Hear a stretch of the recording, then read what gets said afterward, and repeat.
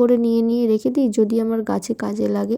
তো সেইভাবেই নিয়ে রাখা, তো সেটা এখন আমার এইভাবে কাজে লেগে যাচ্ছে। তো গাছের মধ্যে আমি এখন এটাকে স্প্রে করব, ভালো করে গুলে নিচ্ছি, নিয়ে গাছের মধ্যে স্প্রে করবো। আর এটাকে আমি ভালো করে বেঁধে তুলে রেখে দিই, পরে আরও কোনো গাছে যদি কোনো রকম অসুবিধা হয় সেটাতে দেব।